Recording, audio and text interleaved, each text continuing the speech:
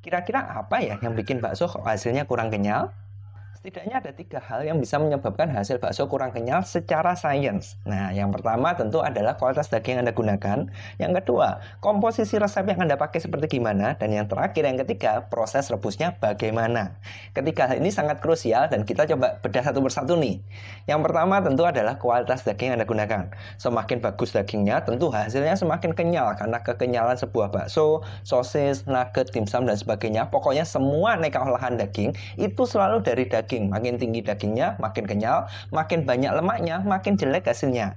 Nah, kualitas daging yang Anda pakai gimana nih? Banyak lemaknya atau enggak? Itu satu faktor. Faktor kedua, kalau kita ngomong kualitas daging, itu juga tergantung dari seberapa fresh daging yang Anda pakai.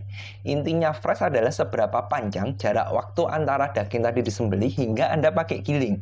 Kalau semakin pendek, kualitasnya biasanya lebih bagus, sementara semakin lama disimpan, kualitasnya jadi menjelek nih.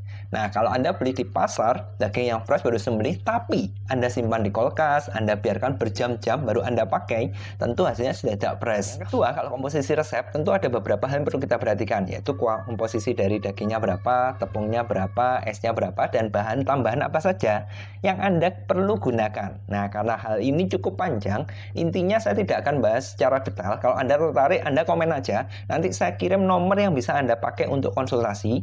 Cuma dari hari ini yang ingin saya bagikan, kalau dari kita ngomong komposisi resep, tentu semakin banyak dagingnya semakin bagus. Tapi kalau semakin banyak tepung, semakin banyak cairan, biasanya kekenyangan kurang bagus. Nah, kalau bahan tambahan, itu tergantung dari komposisi resep dan kualitas daging yang tadi Anda gunakan.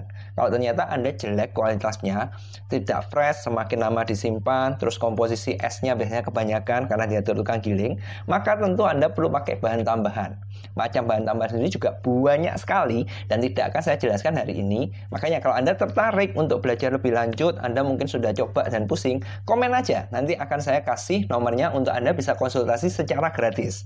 Itu dari komposisi, pastikan tepat juga ya 4 tadi. Dan yang terakhir, kalau ngomong proses rebus, ini juga banyak disepelekan orang-orang karena orang merasa yang ngerebus bakso supaya matang. Padahal proses rebus yang salah itu akan menurunkan kualitas kenyal bakso Anda.